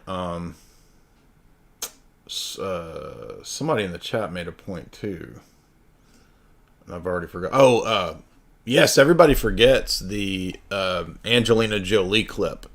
So there's the clip that got leaked. Remember that about 10 years ago where she appeared to be kind of drunk or stoned or something. And she's talking about being at an event and the SCX ritual that she was involved in. About that twisting involved, your nipple and biting. Yeah, that involved SCX BDSM stuff, basically. But it was specifically in the context of a ritual. But that clip has been basically like erased from the internet, right? But I haven't forgotten it, and it's probably on I don't know, it's probably on Rumble or BitChute, right? Pepperidge Farm remembers. Let's see if we can find. I'm not going to play it because I'm sure YouTube won't allow that to play, but everybody forgets this. I think if I had to bet on it, I think this is real. What she's describing it's not BS, right? And nowadays it's a lot like when you show people this kind of stuff, they're like, well, yeah, of course Hollywood's dark and degenerate and depraved and all. But we were saying all of this way before Epstein stuff came out, right? So now that Epstein and all that has come out, people are like, well, yeah, of course. But that it was true a long time ago, right? And when you talked about it 10, 15 years ago, nobody was receptive to this. Everybody was so just rude and dismissive and just, went after you personally for talking about this kind of stuff. But no, we've been spot on. We were right all along about all of it. And it's even worse than what we say. So, here it is. So I'm not going to play it, but she says that when she was 23, she was at a event, at a ritual party type thing. And you can go look up the video there for yourself if you want to look into that. I'm not going to play it on YouTube because they're probably not going to let me play it, but that's just another of many examples of admissions from, high-level people, right? Now, I'm not saying that it's true because a high-level person says it. I'm just saying that they're evidences of what we're talking about. Now, can anybody else think of any other clips that are relevant or people that we've forgotten? By the way, that's an interesting point you're making about George C. Scott, because we just watched Firestarter, and George C. Scott plays a Phoenix program assassin killer who likes to kill children. That was really bizarre, right? We if you've seen Firestarter, right, the Drew Barrymore X-Men mutant kid thing from Stephen King, right, from 1984. Let's see. I didn't know that. So I didn't know there was a George C. Scott. That was goofy. And you're saying that he's in a movie called Hardcore. And that's basically 8mm. Interesting. So I'll have to check that out because that's very relevant. Whoa. Yeah, so he gets into the underbelly of LA. Yeah, it sounds exactly like he's a Calvinist. What? Yeah, that's an interesting plot. Yeah, I'll have to check that out. But yeah, if you watch Firestarter, he plays a person who likes to kill kids, chop noses, and more. So yeah, a lot of crazy stuff in fiction. I'm not saying George C. Scott's evil. I don't know if he did anything evil, but someone said Isaac Cappy. Yeah, of course, Cappy. He made a lot of accusations. I don't know if all of the accusations can be substantiated, but he did seem to pass away early. What about Matthew Fox? Matthew Fox. I mean, Lost? not Matthew Fox. Matthew Perry. What did Matthew Perry say? Well, he was saying some weird things about. I don't know. I don't know about what Matthew Perry said. Isaac Weishaupt did a whole thing on Friends and Matthew Perry, and he might have been. I don't know. STAR Wacker. Like Bob Saget, maybe. Oh yeah, well, Bob Saget appears to have had head wound. If you saw that, so looks like maybe Boggs. I have no idea why or what he would have been involved in. Oh, Macaulay Culkin has said some things. Yeah, and of course there's Corey Feldman. So a lot of people have come out and said stuff. Not all of it is obviously substantiated, but yeah, exactly. We've had a lot of Hollywood whistleblowers, I guess you could call them. Guys, if we've forgotten anybody, let me know. Oh yeah. The weird thing about Anne Heche, a lot of people don't know, is that one of her last movies, she was actually making conspiracy movies. She was in a movie about CHEM trails. Did you know that? A lot of people don't know that. So, and she seems to have, I guess, broken up with Ellen. Yeah, that was a long time ago. Right, but I'm saying that in the story about what happened to her, a lot of people have said that Ellen is kind of crazy. Yeah. So, Ellen let me is see. definitely in the Hollywood villains, which is kind of funny. And of course, everybody knows that she sat up on her gurney. But now, do we know of her doing anything crazy, like or saying anything about Hollywood people? I mean, she seemed to have had a kind of problems, obviously. That lady who just made the documentary died. I think it's called Toxic Skies. Is the conspiracy movie that she was in not too long before she passed away. Yeah, that's it. So this was actually 9 years ago, but still. So she is in some interesting conspiracy films, and then has a curious passing. What were you gonna say? I don't know. Oh, the lady who made that documentary about TRAFF in Hollywood died. I don't know what lady you're talking about. Let me look it up. But I'm looking for more so for like Hollywood famous people, right? You mentioned Roseanne's another good one. Roseanne talked about MK Ultra. Like she was talking about MK Ultra on RT like 10 years ago. It's pretty crazy. So yeah, quite a few, again, Hollywood people end up, you know, and again, like when we had some really wild conversations with Jamie Kennedy because, you know, Jamie has been inside Hollywood for a long time, you know, since the 90s.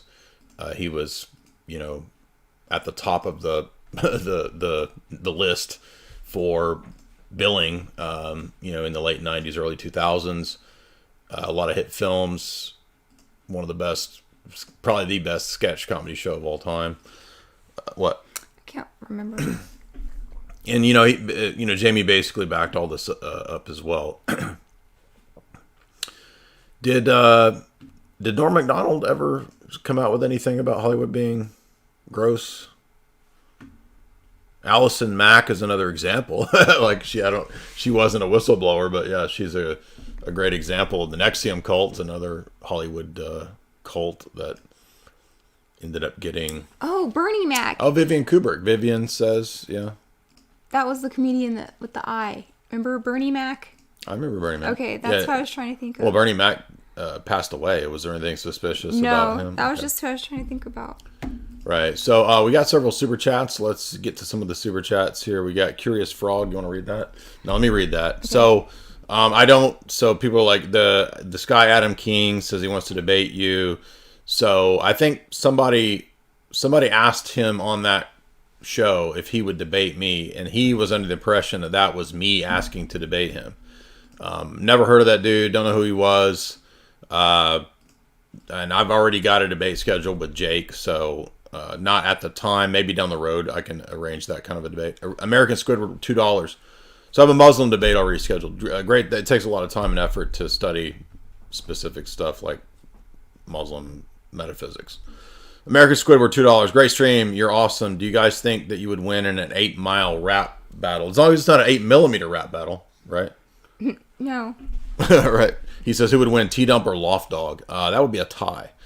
Stephen Michael, $11. Does Taylor Swift show any signs of monarch mind control? I'll ask Jamie because she just did a stream on this. Yeah, go to my channel and go click under lives, and it says Taylor Swift rituals, and we talked about that for like 3 hours almost.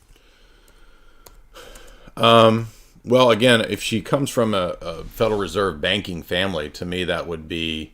I put in Jamie Swift. Yeah, Jamie. And what was Elvis's name? Jelvis. Yeah, Jelvis. Right. Look at that. The fourth thing that comes up is Taylor Swift. So, what was your? What's your thesis? Can you tell us, or do we have to watch it? You have to go watch it. Okay, so she says you got to go watch it, bro. Sorry, Steven, you got to go watch it. Can you put it in the chat, maybe? Or?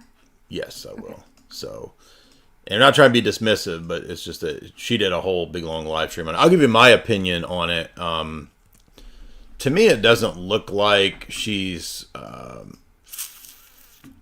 necessarily an MK Ultra project creation, because I think that she's young enough that her whole generation, her whole ethos is already. I mean, she's already pushing Biden and like NATO stuff without even having to be a NATO asset. So like NATO doesn't need her. And the Skittles stuff, pushing, with her boyfriend pushing basically stabby stuff. So like she doesn't need to be.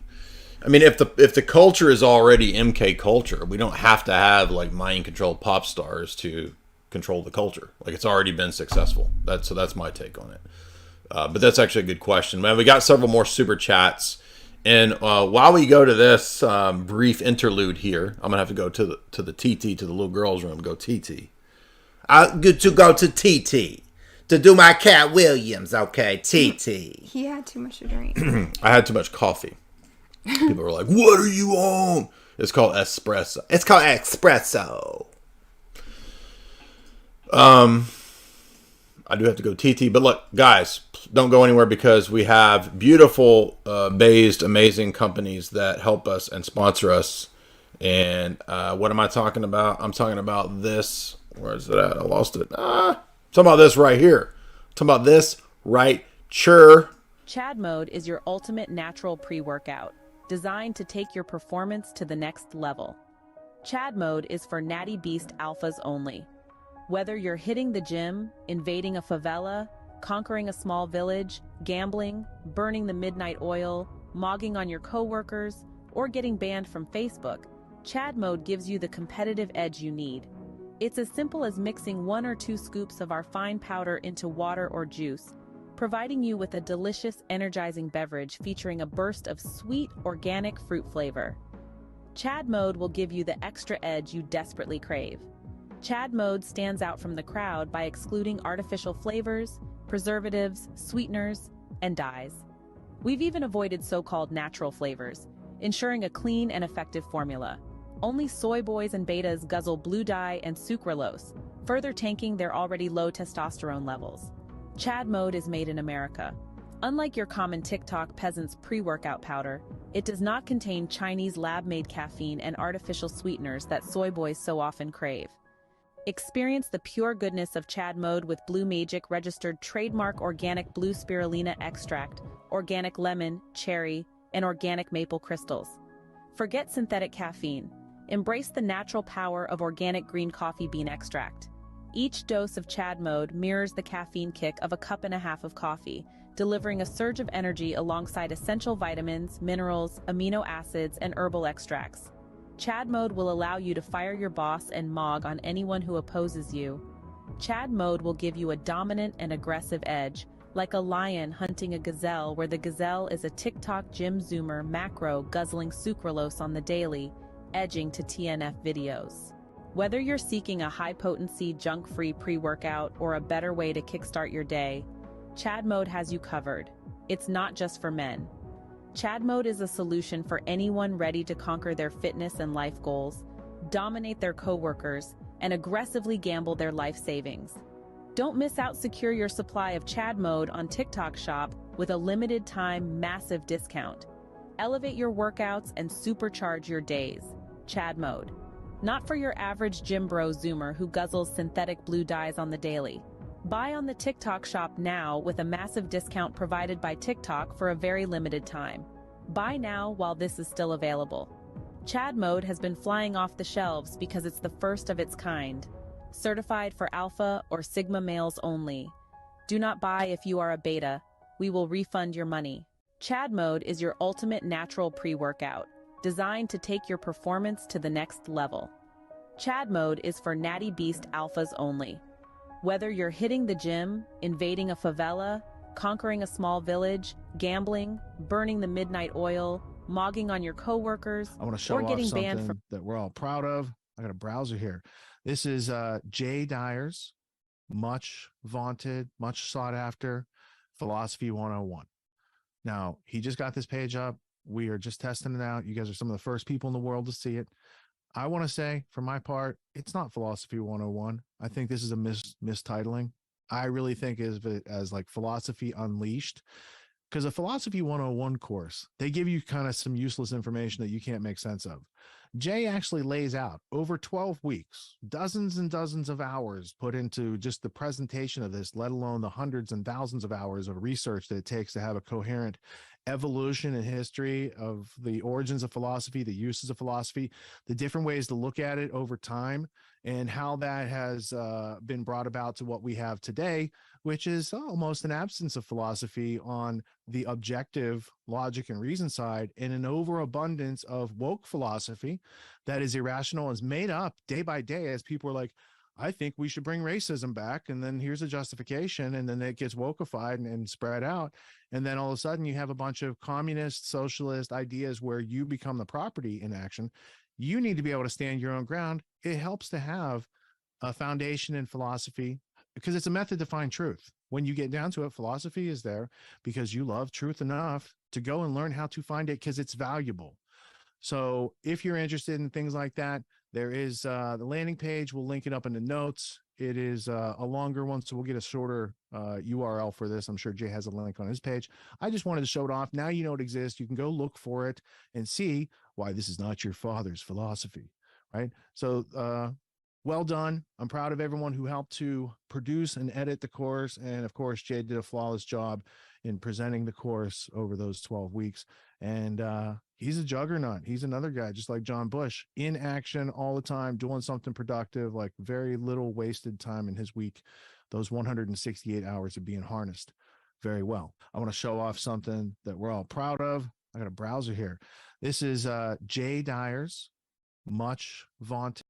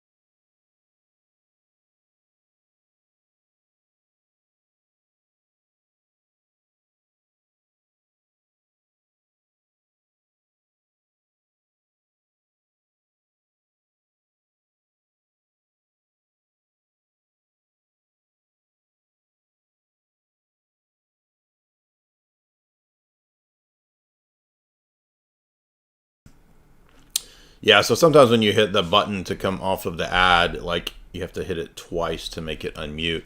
But I want to remind you guys to head on over to chalk.com to get access to that amazing performance stack, male vitality, gym performance, all in one in the Chad mode pre-workout, as well as a Tonkat Elite, which is proven to boost testosterone. Use the promo code J50 to get 50% off all those great products over at chalk.com, as well as the Tonkat 100, the Action 2.0, and all those other great products, not just for dudes, also for ladies. Ladies can take the, they can take the Tonkat if they want to. Women actually need testosterone. Do you know that? Mm-hmm. Do you know that? You can also take the She Legit, mental focus, clarity. You can take the Irish Moss to help regulate hormones. Ashwagandha. The ashwagandha. They got all of that over at chalk.com. Great products. Let's see, miss a super chat here. Seraphim of Trinidad, $20. Shout out from St. Michael's Orthodox Parish in Pueblo, Colorado. We love you. Pray for y'all. Thank you very much. That is, of course, the great parish under Father Zechariah Lynch. So you can check that out if you're in the Colorado, Pueblo-ish area. Everybody be sure to go to, is it St. Michael's? Yeah, St. Michael's Orthodox Parish there. Let's see. They're asking if Jamie takes any of the chalk products. What do you take? The Irish Moss, the Seven Wonders, and the Ashwagandha are my three favorite. I noticed that, like, when you take, you've taken She Legit too quite a bit, and I noticed like you get really intent and focused on reading when you're taking the She Legit. Yeah. So Ashwagandha for mood, and if you get upset and you take one of those, you feel better. Mm-hmm, mm-hmm. And then She Legit for focus, Seven Wonders and the mushrooms for overall feminine health. For overall feminine health, exactly. Yes. Use the promo code J50 to get 50% off all those products at chalk.com, JAY50. Also, if you want to set up recurring subscriptions, use the promo code J53Life. That's JAY53LIFE. And that's our excellent sponsor over at chalk.com. Your coffee. Yeah, we also have the link for Lore Coffee. I might have forgotten to put that link in here. And shout out to it's in this. So if you see in the show description, there's a link for Lore Coffee, and this is our Orthodox coffee bros who have set up an Orthodox connected coffee company. If you're interested in getting, I just got these. They just got here. Haven't even opened them yet. I'm eager to open it because I know that it's going to, because I'm a coffee snob, so I will let you know as soon as I've tasted it. But they literally just got here. So as you can see, it's already got the patristic faith imagery there. So that link is in the show description if you want to check it out. And next time I come back, I'll let you know what I think about it. If you want to check out Lore Coffee, check it out right here. What were you going to say? Someone said, what's Jamie's channel name? It's just my name on YouTube. Yeah, Jamie's channel is right here. Just Jamie Henshaw. I will link it in the chat for you guys right here. And you just did what? Zone Theory. Yeah. I know Zone Theory is a Tim and Eric skit, but what was your Zone Theory video about? It was about all of the cringy new age eras that I went through. When I was learning about magic and watching things like The Secret and What the Bleep Do We Know and Zeitgeist and Law of Attraction and those weird gurus. Yeah. So I was just walking you through my thought process of somebody who Weird gurus. That sounds like a comedy troupe. Yeah. Or a TV show or a band. Yeah. Those weird gurus. Yeah, those weird gurus. Like, their later stuff is so much better than the early stuff. Abraham Hicks and Bashar and just all the kooky things that people. Well, you didn't believe alien stuff, but you had what? You believe in alien stuff? Yeah. Oh, I didn't know that. For a bit, I believed in aliens. Okay, so look, hey, we all have periods of believing weird stuff. Yeah. And a lot of people got mad at what I was saying on Twitter today. I'll just mention that. So the point was not, I want to have dirt on somebody's past life. There's all kinds of like past life dirt that everybody has. Everybody has, you were talking about new age stuff. I mean, I was, I've got sins that I've committed in my past life. Sure. But the point was that certain people who have spent many years critiquing, attacking, subverting, going against what I do, what I talk about, the stuff I do, those people are not goodwill people. And so at a certain point when, the memeing against what I do gets to a certain point, I do reply. And if I reply, it's not because I just want to make a person feel bad. And no, I actually believe that that individual is subverting and, maybe he thinks he's sincere, but a lot of the stuff that he's talking about and the stuff that he's doing is not helpful. And so there's no such thing as a Enneagram promoting Orthodox life coach. It just doesn't exist. The spiritual advisor, your spiritual father is your life coach, not some Enneagram promoting weirdo. And so I'm not going to put up with that kind of person consistently trying to subvert and undermine and come against the stuff that I do and that I talk about. And then all the sort of overly pious people that are, I can't believe he would ever dare to say such a thing about someone. Yeah, give me a break. Come on. I mean, the point here is that those kinds of people are the ones that are a problem in the Orthodox world. And if you can't see that, I don't know what to tell you. I mean, if you want to lose your discernment and if you want that kind of a person life coaching your teenagers, because if you look at the tweets that I put up, I mean, he's giving life coach advice to teenagers struggling with gender dysphoria. And the stuff that he says isn't Orthodox. And so everything I said was completely correct. And people are like, why would you just come out and do this? This guy's been opposed to and undermining the stuff that we do for at least 5 or 6 years. It's not like this just happens in a vacuum. I just suddenly got mean on the internet. This dude's been there doing, he used to be in the Discord in 2018. He left because I was mean. Never did anything directly mean to him until he decided that debating was not masculine. If you look at his tweets, it's all soy stuff. It's all him saying that there's no such thing as what conservatives call masculinity. It doesn't exist. There's no such thing as femininity in Orthodoxy. We can be androgynous. Monks are not androgynous. It's just crazy stuff. And the guy himself is not fit because of his own life choices to be a priest. I'm not fit to be a priest because of my life choices, and I don't even want to. I don't have no desire for that. Don't want to be anybody's spiritual father, advisor. I'm not anything like that. But certain people crave that kind of power, and they crave that kind of prestige. And so if you have those proclivities in your past life, that then prevents you from being a priest, and something like gender dysphoria, Skittles, that can prevent you from ever entering in the priesthood. So when people have that kind of a situation, then they're tempted with becoming a life coach, a self-appointed type of person. That's when it's dangerous. And that was my whole point. And that's exactly what I demonstrated by showing the kind of advice that this person gives. And I've not seen anybody explain or show how this guy is a life coach who has the blessing of any actual Orthodox person to do it. So you can go look at the tweets where he says all the stuff that I'm talking about. So that's what the stupid drama on Twitter was about. Let's see. SLID A67D37A5-5805-39E5- sends $3 and says, can you do an interview with Jack Cruz? Is that Jack Cruz? That makes me think of Tom Cruise. Is that the boomer scooter guy, Tom Cruise? Tom. Tristan interviewed Jack Cruz. He knows some stuff. You would have an interesting conversation between the two of you. You could teach him some stuff as well. Tristan and Jack Cruz. I don't even know what Jack Cruz. It makes me think, who's the boomer scooter guy, right? Remember, you know what I'm talking about? No. From the old commercials. You never know my references. It's so funny. I'm just talking basically to myself, right? Boomers.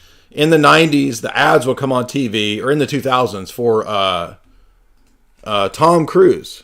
And that was the funny thing, that everybody was joking because his name is Tom Cruise, and he's the guy that sells the scooters. They're not actually called boomer scooters, by the way. It's not that Tom Cruise. Like Jazzies, like the old people ride? Jazzies? Yeah. Aren't those called Jazzies? I covered it in my boomer scooter video where I was acting like an idiot. And I found the actual ad, and his name is like Tom Cruise with a K. Here it is. Vampires, boomer scooters, and Vietnam vets. Yeah, here's the ad right here. Radical mobility scooter. Okay. They're also called Rascals and Jazzies. Rascals. Yeah. But the guy who would come on the ad was named Tom Cruise. Radical mobility scooter. Okay, that's an extreme title for something that you're going to sell to elderly people, but whatever. It's radical. What does it mean? It doesn't mean cool radical. It means like radical in the sense of like extreme mobility. Yeah. It's still not pulling up the stupid freaking ad. It's 1 foot tall, and you step up on the Cuban down. Oh, get Tom Cruise? Rascal, not radical. That's what I said, Rascal. rascal. Okay, well, I can't read. I got boomer eyes, so Rascal. And his name is Tom Cruise. Nobody remembers this? Yeah, right here. This rascal changed my life. But let me tell you why I almost didn't buy it. Yeah, but See, I wasn't getting around Tom Cruise. like I used to, but I thought riding a scooter would be like giving up. Then one day I realized all the things I was missing out on. Parties, graduations, even hobbies. Now that's giving up. I like radical mobility scooter better. Now look at me. My wife calls me Rascal Ray. Rascal Ray! Do you call me that? Rascal J? Rascal for yourself. Now you can win a Rascal free. Call and enter Rascal's monthly mobility. I don't know if these This people isn't- are old enough to meet Rascals. This isn't Tom Cruise, though. I can't. You never know my jokes or reference. I'm just talking to myself. Do you? You never know my references. Does anyone in the chat remember Tom Cruise? And it was like spelled with a K, right? Mobility scooter. Let me see if it's like Tom Kruse, right? Ooh, hover round. Tom Cruise. Let's say I'm a Dude, biology student. He's even got his own channel. Look, Tom Cruise's channel. Oh my god. I told you. Working on a research paper for school. As I work, I incorporate research from web. Where would you go next? The channel is all of Tom Cruise's hover around commercials. Next, if you had a hover-round power chair, the Statue of Liberty, the Grand Canyon, it's all possible with a hover-round. Hi, I'm Tom Cruise, inventor and founder of Hover-Round. When we say you're free to see the world, we mean it. Call today and get improved mobility because of Hover-Round's round design and unmatched comfort. This chair is so comfortable to sit in. Sometimes Tom Cruise. I don't even realize that I'm in the chair. Bro, you ain't old enough for a mobility That's scooter. what I'm saying. Neither is this woman. I think they are giving This is an up. office ant. You don't need a mobility scooter. For little or no money. To me. Hover-Round gives you real independence. So call now to receive a free Hover-Round. Boomer scooters and vampires. Oh my. If you didn't see this video, this was an overlooked video. Vampires and boomer scooters. And Vietnam vets. Right. Anyway. Thank you guys. What's your next stream? What are you doing next? Tomorrow night we are premiering top 10 things you don't know about Freemasonry. And then next week we're having Benny Wills. Oh yeah, shout out to Benny Wills. Haven't talked to Benny in a long time. He's a cool guy. Also, I want to remind you guys too, if you can go to the Jay's Analysis shop, you can get access to our books. You get my books, philosophy books. You get Jamie's books as well, and they're all signed copies in the shop. So be sure and use that link in the show description, and you will get your signed copies of our books. Anything you want to leave us with in terms of Hollywood mind control and compromise operations? We thought of 3 more names: Kanye, yeah. Anna Nicole, and Ye. Britney Spears. So everybody, of course, remembers Ye's rants and breakdowns and discussions of his trainer, and Pasternak, and reprogramming the threats there, the reprogramming discussions. And his titanium dentures. Britney's breakdowns. I think Britney's breakdowns really demonstrate the thesis, at least, that she was used by people, and that her conservatorship was a way to really control her, make sure she gets back into these rehabs where, you know, basically I think she's just a lifelong victim of the music industry mind control system, don't you think? Yeah. And then that's why we see, you know, a lot of her sort of manic behavior on a daily basis. Amanda Bynes is the same. Amanda Bynes. I forgot about Amanda Bynes having a breakdown. Anna Nicole Smith also had a similar mind control sort of breakdown. I think you could even argue Marilyn Monroe appears to have been, right? Yeah. One of these, because, you know, she was, she at the least was used by organized crime and other groups to get dirt, to be part of MICE, right? To be the compromise presidents as well. Yeah. So she seems to have been basically a honeypot for different people, is what I gather, and it looks like she was taken care of. So, you know, star whacking is a real thing. It exists. Doesn't mean everybody's star whacked, but, you know, there's a lot of these suspicious cases that I do think point in that direction. People say maybe Amy Winehouse. You know, you could look at the Viper Room, River Phoenix, right? These are cases. Maybe Heath Ledger, maybe even Jacko. Whitney Houston might have got star whacked. Brittany Murphy, I think, might have got star whacked. Anybody else that might have got? I bet you more than we would know of these Ledger, Hollywood deaths. that, right? I just said, yeah. I bet you a lot of these Hollywood deaths were not just overdoses. I think that a lot of these people are probably being taken care of. All right, thank you guys so much. Everybody have a good night. God bless.